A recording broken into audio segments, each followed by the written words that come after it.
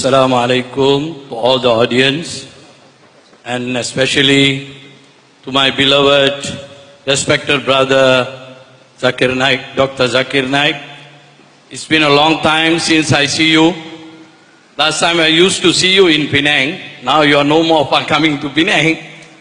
You know, there are some problems. Okay. But I am from Penang. I come all the way to see you personally with my whole family. They want to see you live. MashaAllah, always watching in TV. Now they want to see you live. Okay, Alhamdulillah.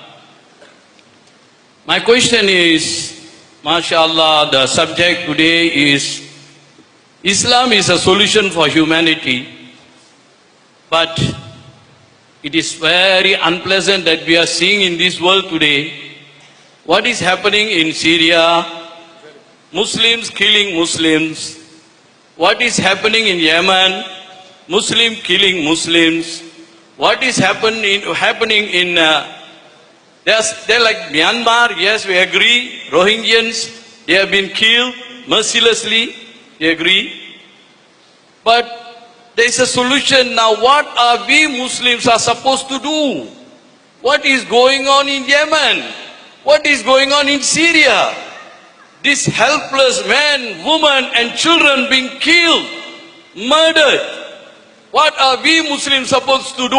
All over the world, we Muslims, what we are doing?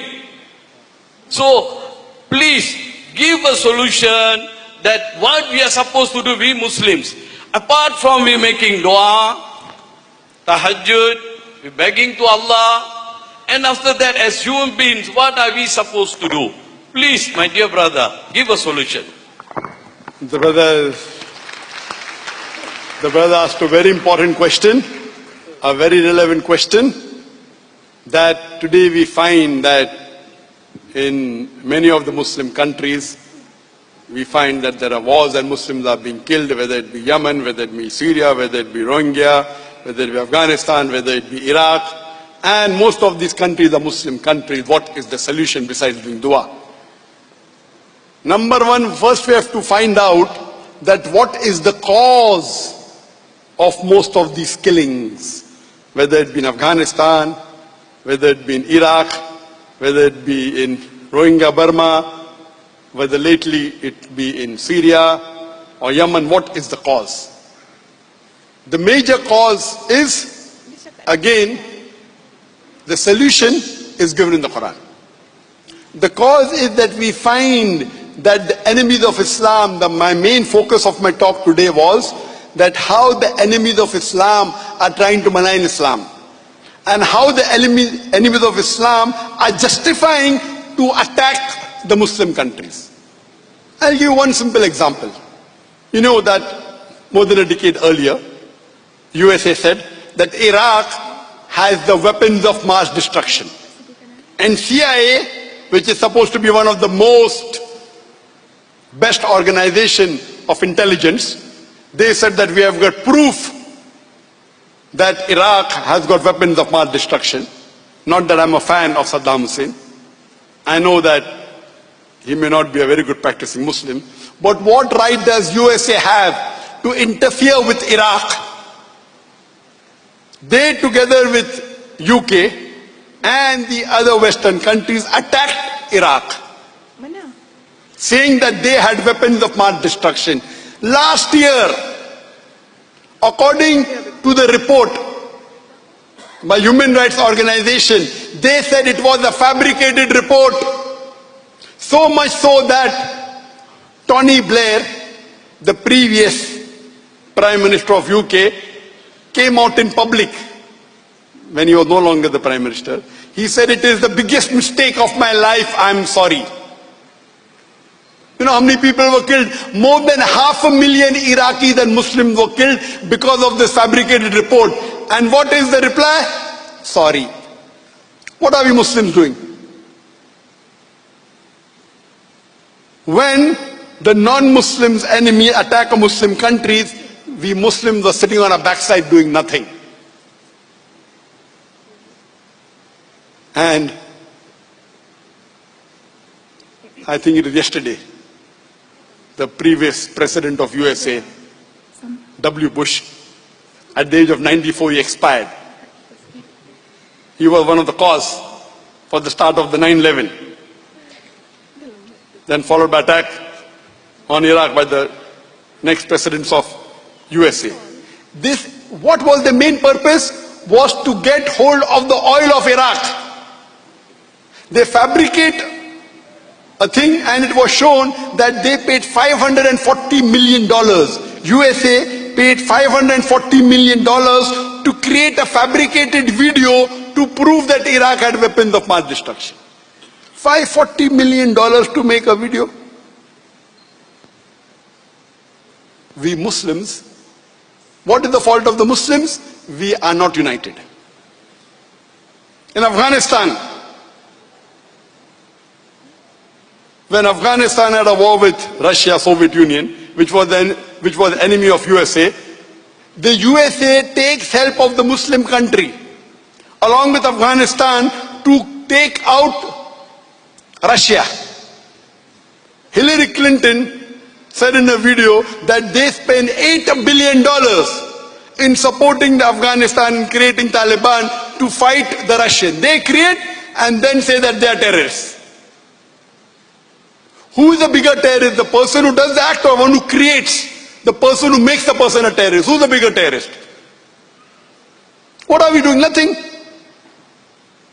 They send clusters bomb in the country which is one of the weakest countries in the world, Afghanistan. They send cluster bomb. The bomb goes down and then it disintegrates into various bombs, killing thousands, tens of thousands of Afghani. What did the Muslims do? Nothing. The problem is that we Muslims are united. All these, what you find, all the war zone, when the Muslims are being killed, who is supporting the killing of the Muslims? Non-Muslims. Who's the one who engineered most of the places? You will find it's a fabricated things created by the enemies of Islam to attack the Muslim country, whether it be for oil, whether it be for money, whether it be for power, whether to attack or destroy the enemies. So previously the biggest enemy of the USA before 9/11 was communism, was Russia. So they joined hands with the Muslim countries to take out Russia. The solution to this problem is given in the glorious Quran, in Surah Imran, chapter number 3, verse number 103, where Allah says, وَاعْتَصِمُوا بِحَبْلِ اللَّهِ جَمِيعًا وَلَا تَفْرَقُوا. Hold to the rope of Allah strongly and be not divided.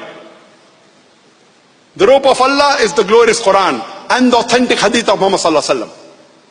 If we Muslims hold strongly to the rope of Allah and the authentic sayings of Muhammad sallallahu alaihi wasallam, we will be on top of the world.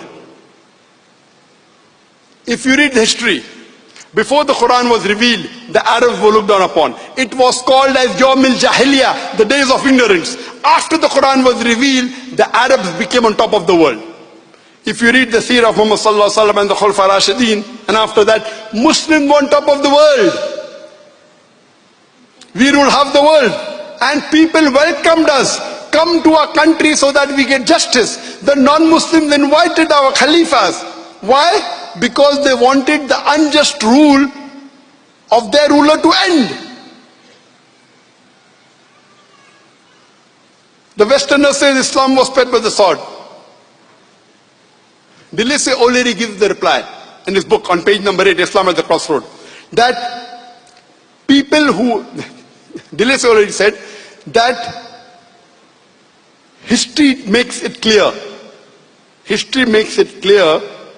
that the myth that Islam was spread by the sword is the most absurd, fantastic myth that the historians have ever repeated.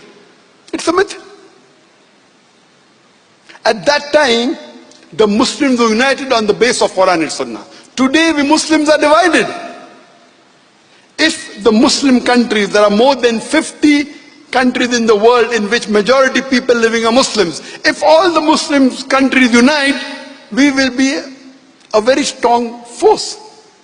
And if we implement the Quran, we will find this is the solution to the problems of humanity. Unfortunately, our beloved Prophet ﷺ said that close to the Qiyamah, we'll find that Muslims will be in large numbers. And we find today more than 25% of the world population are Muslim, and it's going to increase.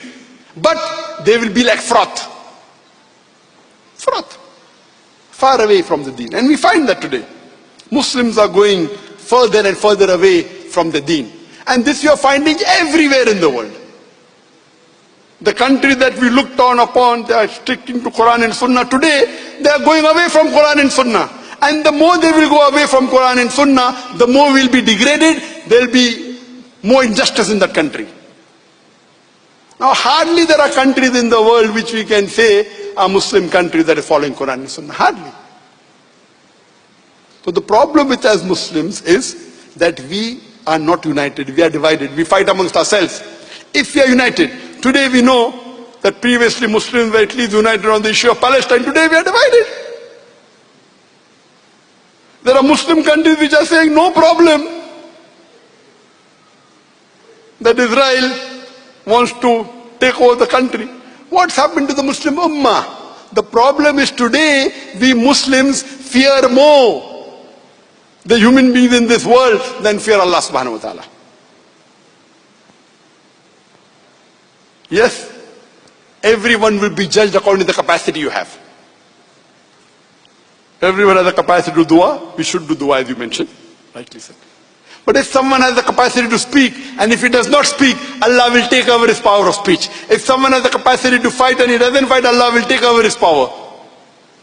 You know, today the Muslims, at the time of Muhammad sallallahu alaihi wasallam, the Muslims were poor. What Prophet Muhammad sallallahu alaihi wasallam left behind was the Sahaba, was the Khulfa Rashidin. Today, we Muslims are the richest in the world. We have the black gold, we have the oil, we have the petrol. What are we? Nothing. We have been used as doormats. Wealth is not required for us to follow Quran and Sunnah. And our beloved Prophet Muhammad sallallahu alaihi wasallam said, I will not fear for my own ummah poverty as much I will fear the richness and the wealth. Today the problem in us is because we are wealthy, we have forgotten Allah subhanahu wa ta'ala. Those Muslim countries which have the wealth, those Muslim countries which have the wealth which they can use in the way of Allah subhanahu wa ta'ala, they are using it in the wrong way. I don't have to give examples, the world knows about it. They are using it to bribe the other people, not for the deen. Allah doesn't require us. You and me, the rubbish that we are, Allah does not require us to make His deen prevail. Allah is very clear. And Allah says in the Quran in no less than 3 different places. In Surah Tawbah, chapter number 9, verse number 33. In Surah Fatah, chapter number 48, verse number 29. And Surah Saf, chapter number 61, verse number 9, Allah says, هُوَ الَّذِي أَرْسَلَ رَسُولَهُ بِالْهُدَى وَالدِّينِ الْحَقِّ لِيُظْهِرَهُ عَلَى الدِّينِ كُلِّهِ. That Allah sent His messenger with guidance and the religion of truth, so that it will prevail over all the other religions, all the isms. And Allah says, وَقَفَى بِاللَّهِ شَيْدًا. And enough is Allah as a witness once. And Allah says twice, how much the mushrikeen don't like it. Allah has given a promise that this deen of Islam will prevail over all the other religions, with or without us. Allah does not require you and me, the rubbish that we are. His deen, Allah is sufficient, will make it prevail. Allah is giving us an opportunity to do a prophet job and to earn a prophet's reward. Allah is giving us the opportunity to make hay while the sun is shining. And wallahi, we Muslims are going away and away from Allah and His Rasul. The only solution is we go back to Allah and His Rasul, go back to the Quran and the Sahih Hadith, and inshallah you will find that there will be peace. And the Hadith of Muhammad sallallahu alaihi wasallam said that before the world ends, Muslims will rule the full world for 7 years. And that would be the best years. And we pray to Allah subhanahu wa ta'ala. We don't know when that will come. We pray that may Allah make us live to see those years.